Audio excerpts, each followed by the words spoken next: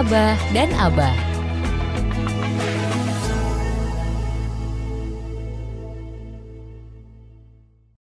Bismillahirrahmanirrahim. Assalamualaikum warahmatullahi wabarakatuh. Alhamdulillahirrabbilalamin. Wassalatu wassalamu ala asrafil anbiya'i wal mursalin Sayyidina Muhammadin wa ala alihi washabihi ajma'in. Amma ba'du. Sobat Fok, dimanapun Anda berada, kembali Abah Ali dan Abah Jatmiko hadir di tengah ruang dengar Sobat Fok sekalian. Masih di suasana Ramadan ya, sekali lagi mudah-mudahan puasa kita hari pertama, kedua lancar, tidak ada halangan satu apapun, alhamdulillah, dan tentunya pahala yang kita inginkan ya, balasan yang luar biasa dari Allah. Hari ketiga Sobat Fok, masih seperti biasa, tentunya Abah Ali tidak sendirian ya, ada Abah Jatmiko di sore hari ini.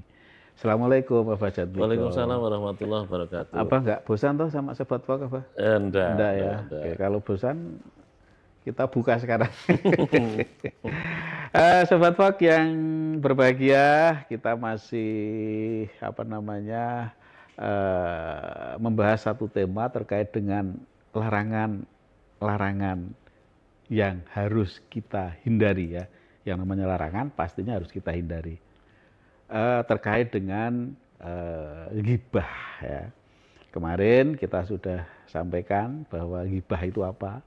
Nah, ini perlu Abah tekankan lagi pada Sobat Fok ya, biar terpatri dalam diri kita apa sih sebenarnya ghibah itu. Jadi kita tidak enteng ya mengajak orang-orang untuk ghibah. Karena beberapa kali saya dengar nih anak-anak muda itu sangat bangga kalau ngajak ghibah temennya gitu kan. Bicara ghibah yuk. Nah, ini kan sesuatu yang barangkali menurut dia itu hal-hal yang biasa.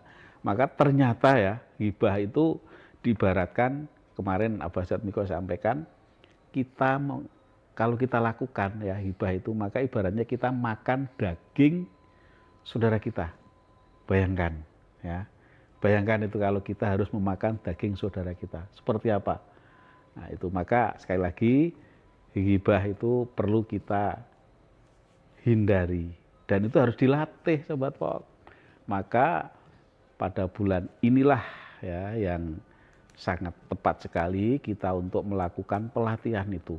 Karena bulan Ramadan, bulan yang memang penuh hikmah, penuh barokah dan sebagainya, maka sudah saatnya kalau kita harus selalu berusaha maksimal terkait dengan menjalankan ibadah puasa.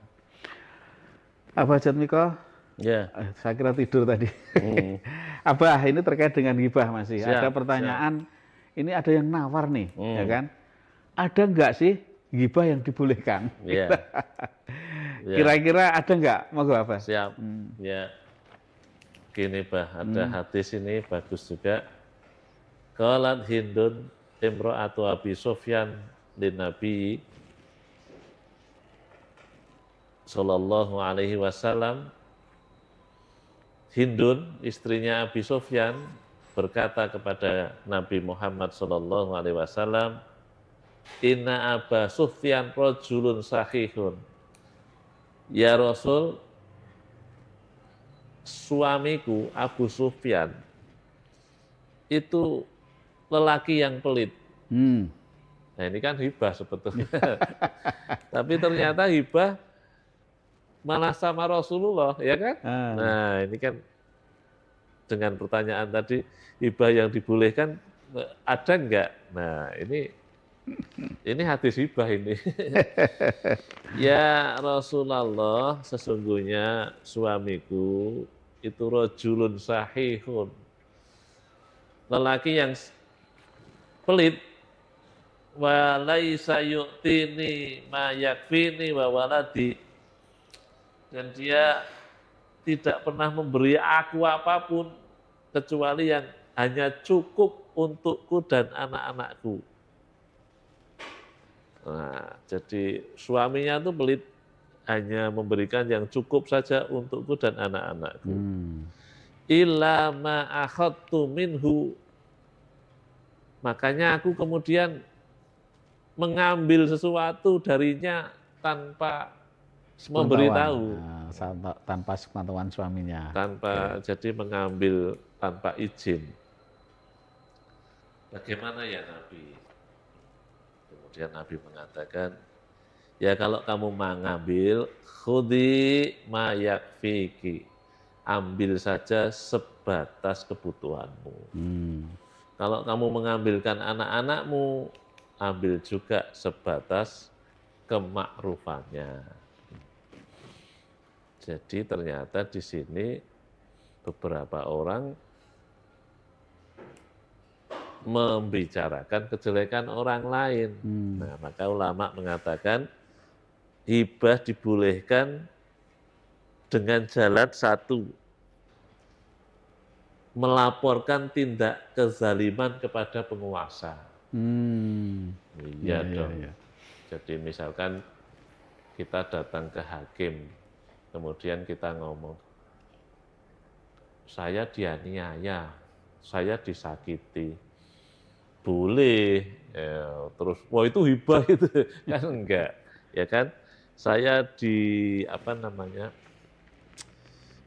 didolimi itu hibah, tapi boleh karena apa? Dalam rangka melaporkan tindakan kezaliman kepada penguasa. Kemudian yang kedua boleh juga hibah itu ketika dalam rangka minta pertolongan kepada umum untuk merubah kemungkaran. Maaf Pak RW, maaf Pak RT, di sana ada kumpul kebu, di sana ada perzinaan, di sana ada orang-orang yang sering mencuri. Maaf Pak RT, maaf Pak RW, yang pindah penduduk di sini tuh kayaknya